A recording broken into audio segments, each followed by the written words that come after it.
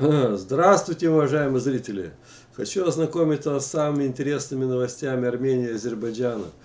Вот новости Армении опубликовали статью. Варданян заявил о кризисной ситуации в Карабахе. Мы все преодолеем. Видите, Варданян надеется, что карабахские армяне все преодолеют. У него оптимистическое настроение. Сдаваться он не собирается. Сейчас ознакомлю, что здесь пишут. Карабахцы все преодолеют. Об этом госминистр Карабаха Румен Варданян заявил в прямом эфире.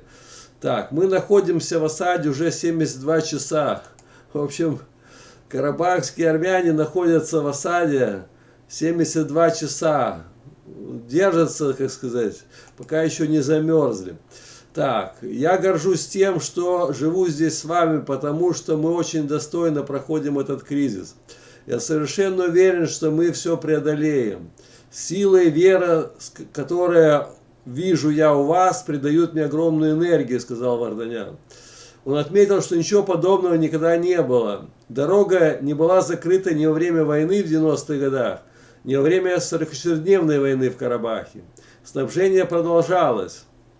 Сейчас Азербайджан пытается понять, как долго армяне смогут вытерпеть такое положение. В общем, там он сделал еще заявление, что он это сравнил как в блокадном Ленинграде во время Великой Отечественной войны. Они оказались как будто сейчас заблокированы, и их там ждет типа голод, холод, ну и вымирание. Но он говорит, мы все преодолеем, типа.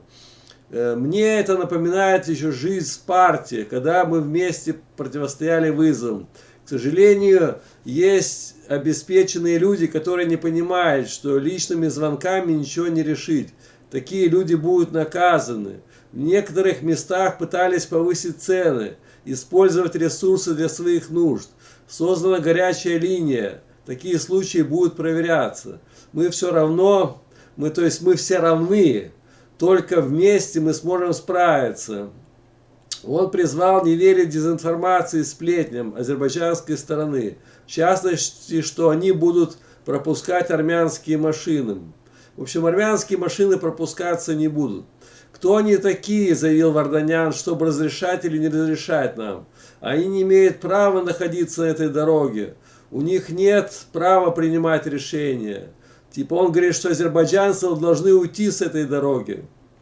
Пока мы не поймем, что только мы имеем право пользоваться этой дорогой, хотя и в сопровождении российских миротворцев ничего не изменится. Если они получат такую возможность, мы не сможем их остановить, сказал Варданян. Он признал, что в сложившейся ситуации есть трудности во многих вопросах, и оперативный штаб создан для быстрого реагирования. Рубен Варданян заверил, что они будут отвечать всем, хотя, возможно, и не сразу из-за большой загруженности. Я уверен, что мы все преодолеем, подчеркнул Варданян, добавил, что они будут бороться и преодолевать все трудности. Но насчет дороги я бы поспорил с Варданяном. Сейчас я покажу на карте, поближе вам подтащу. Вот видите город Ханкинди, а вот город Шуша. Эта дорога проходит как раз вот через город практически Шуша. И какие могут быть заявления Варданяна, что это их дорога, что они имеют право здесь пользоваться, и азербайджанцы не имеют права ее заблокировать. Это как раз вот территория 100% Азербайджана под контролем вооруженных сил Азербайджана. Сейчас пока временные миротворцы, да, находятся в Хаджалы, вот в Ханкинди, пока это временно, да, они там бы, как сказать, сейчас хозяева. Но сама эта трасса проходит по земле Азербайджана. Вот здесь бы уже я поспорил с Варданяном. Так, и в Ереване проходят акции протеста в поддержку Карабаха. Вот, армяне вышли в поддержку своих родственников, карабахских армян. Вижу, вот Бегларян уже с флажком стоит, с этим мегафоном. В Ереване стартовали акции протеста в поддержку Карабаха. Митингующие начали цикл акций у здания посольства США. Они пришли к посольству США и говорят: американцы, помогите, спасите. Нас заблокировали злые азербайджанцы, приезжайте и разблокируйте нас. Да, интересное, конечно, события тут происходят. Так, митингующие начали цикл акций, да, у посольства США, где экс-госминистр Артак Бегларян заявил, что кроме сухопутного коридора Карабах должен иметь также воздушный. Бегларян хочет улететь в Армению, а нельзя улетать, потому что если на самолете они полетят, то азербайджанские байрактары их собьют. Он говорит, нам нужно срочно улететь.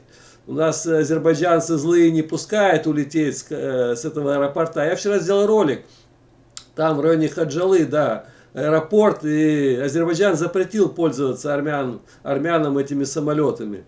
Так, и вот он что заявил, не только США, Россия, но и другие страны, в особенности Совбез ООН, в общем, нужна помощь типа от России и других стран. Совбез ООН должен им помочь.